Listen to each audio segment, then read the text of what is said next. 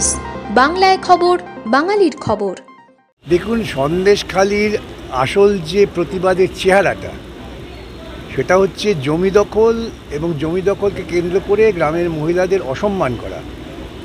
ধর্ষণ মানের শুধুমাত্র তার যৌন সম্মিলন নয়, মহিলাদের প্রতি অসম্মানজনক আচরণটা এক ধরনের ধর্ষণের পর্যায়ে পড়ে।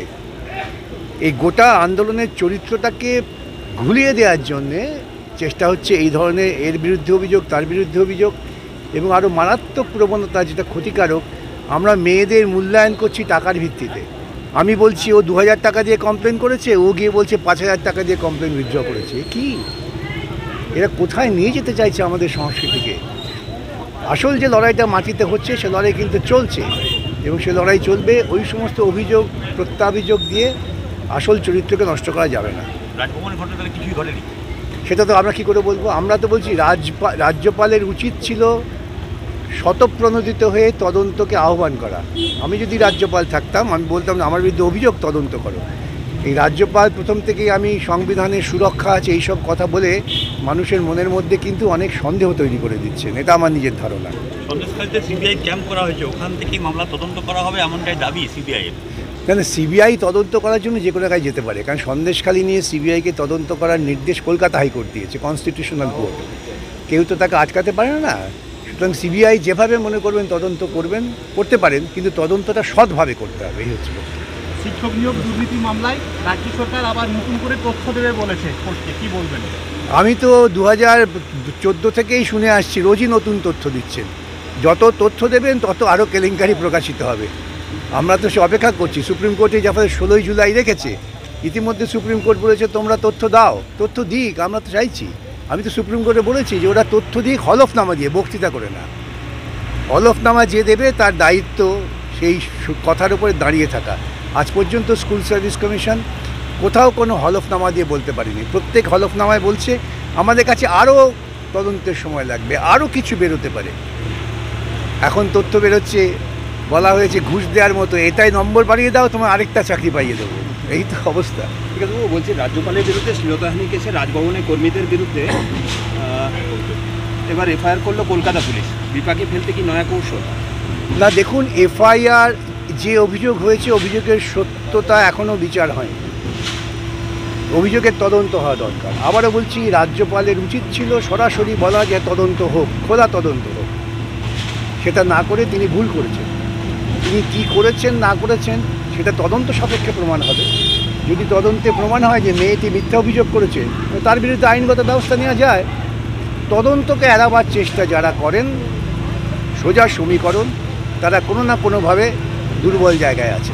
ভাঙড় কলকাতা পুলিশের আওতায় আসার পরই দেখা যাচ্ছে উদ্ধার ও গ্রেপ্তার হচ্ছে। তবে কি নির্বাচনের দিন পুলিশ পারবে? কারণ এই প্রথম কলকাতা পুলিশ ভাঙড়ের নির্বাচন দেখবে। আচ্ছা, কলকাতা পুলিশ ভাঙড়ে নির্বাচন দেখছে বলে উদ্ধার হবে? ভাঙড়ে গোটা পশ্চিমবাংলায় ধারাবাহিকভাবে আমি আবেদন করে আসছি যে একদিন বিনা নোটিশে সমস্ত তৃণমূল কংগ্রেস নেতার বাড়িতে ছাপা মারা হোক। প্রচুর অস্ত্র, প্রচুর বেআইনি টাকা উদ্ধার হবে। পুলিশ তো তা করছে না। পুলিশের কাজ তো প্রোঅ্যাক্টিভ হওয়া। আমাদের রাজ্যে পুলিশ রিঅ্যাক্টিভ হচ্ছে, একটা ঘটনা ঘটলে তারপর দৌড়চ্ছে। তো পুলিশের কোনো ইন্টেলিজেন্স নেই। সুতরাং পুলিশকে একেবারে নিকম্মা করে রেখেছে পুলিশ মন্ত্রী। কলকাতার কলোনি অঞ্চলগুলো সেগুলো এবার কেএমসি দখলে আনার প্রক্রিয়া শুরু হয়েছে। না, এটা আগেও ছিল। যে প্রথমে তো ধরুন কলকাতা 100 ওয়ার্ড ছিল, 100 থেকে 141টা ওয়ার্ড হলো। এই যে এলাকাগুলো যাকে বলি আমরা সংযুক্ত এলাকা, অ্যাডেড এরিয়া, সেগুলো তো মূলত কলোনি বেসড। সেখানে যখন বামফ্রন্ট সরকার এসে নিঃশর্ত দলিল প্রদান করলো, এখন সেখানে আর কলোনি পাবেন না। ওইগুলো প্রমোটাররা নিয়ে এখন মাল্টি স্টোরি বিল্ডিং হয়ে গেছে, আপনি চিনতে পারবেন না কলোনি এলাকা। সুতরাং এটা নতুন কোনো প্রকল্প নয়। কেন, যদি নাগরিক পরিষেবা বজায় রাখতে হয়, নাগরিক পরিষেবা তো হবে না যে এই পর্যন্ত আমি নিয়ে এলাম, ওইটা অন্য এলাকা, তা হয় না। এটা সামগ্রিক দৃষ্টিকোণ থেকেই করতে হয়। মমতা বন্দ্যোপাধ্যায় কালকে বলেছেন ছত্রধর মাহাতো আগে থেকেই তৃণমূল ছিলেন। এটা আমরা কবে থেকেই বলছি। আমরা তো এটা বলছি ধারাবাহিকভাবে। গোটা জঙ্গলমহল অঞ্চলে তৃণমূল, মাওবাদী, আরএসএস, বিজেপি ঐক্যবদ্ধ হয়ে পশ্চিমবঙ্গের যে একটা বামপন্থী কালচার ছিল তাকে ধ্বংস করার চেষ্টা করেছেন, পশ্চিমবঙ্গের ক্ষতি করেছেন। সিঙ্গুর কারখানা কোথায় চলে গেল? সানন্দের চেহারা আজকে দেখে আসবেন। সানন্দে একটা অন্ধকার গ্রাম ছিল, তাকে কেন্দ্র করে শহর তৈরি হয়েছে এবং বড় বড় মোটর গাড়ির কারখানা সেখানে গেছে, আর আমার সিঙ্গুর অন্ধকারে ডুবে আছে। দুটি প্রকল্প, নয়াচারে কেমিক্যাল হাব আর সিঙ্গুর, গুজরাটকে সুবিধে পাইয়ে দেওয়ার জন্য মমতা আন্দোলন করেছিল। জঙ্গলমহলে 3 জেলায় আজ স্পেশাল পুলিশ অবজারভার, কোনো নাশকতার আশঙ্কা? এইসব করে কী হবে? আমি আপনাদের বলি, দেখুন, এই স্পেশাল পুলিশ অবজারভার, এই প্যারামিলিটারি ফোর্স এ দিয়ে শান্তিপূর্ণ নির্বাচন হয় না। আমি নির্বাচন করছি প্রকৃতপক্ষে 67 সাল থেকে। আমি তো ধারাক ভাই দেখে এসেছি, আমি নিজে প্রার্থী ছিলাম, সেখানেও আমি দেখেছি। এরা কি করবে? কিছু জানে না, এলাকা চেনে না, বললে এখানে দাঁড়িয়ে থাকলো। পাঁচখান থেকে ও এলাকা চেনে, ও গিয়ে পাঁচটা লোককে হুমকি দিয়ে বাড়ি থেকে বেরোবেন না, বাড়ি থেকে বেরোবেন না। আমি যখন প্রার্থী ছিলাম, ভাঙড়ে একটা পুরো গ্রামকে আটকে রেখেছিল। আমি গিয়ে তাদের বার করি, আমি গিয়ে যখন তাদের মিছিল নিয়ে যাচ্ছি, তখন পুলিশ তৎপর, স্যার।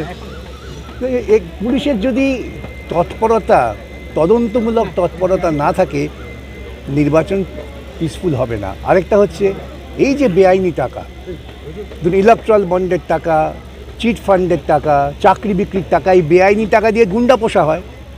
ওর কাছে টাকা আছে, ও আমাকে পুষলো, ওর কাছে টাকা নেই, ও ভদ্রলোক দায়ী থেকে মার খেলো। এই হয়। শেষ প্রশ্ন হচ্ছে, উত্তর কলকাতায় টিএমসি কর্মীরা কংগ্রেসে ও জয়নগরে তৃণমূল কর্মীরা বিজেপিতে যোগদান করলেন। ভোটের আগে কি বড় ধাক্কা শাসক দলে?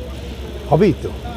টিএমসি জন্মটা হয়েছে বিজেপির দৃষ্টিকোণ থেকে, তাই দেখবেন সকালে টিএমসি, বিকেলে বিজেপি। আমাদের খবরগুলি নিয়মিত দেখতে চ্যানেলটি সাবস্ক্রাইব করুন এবং বেল আইকনটি ক্লিক করুন।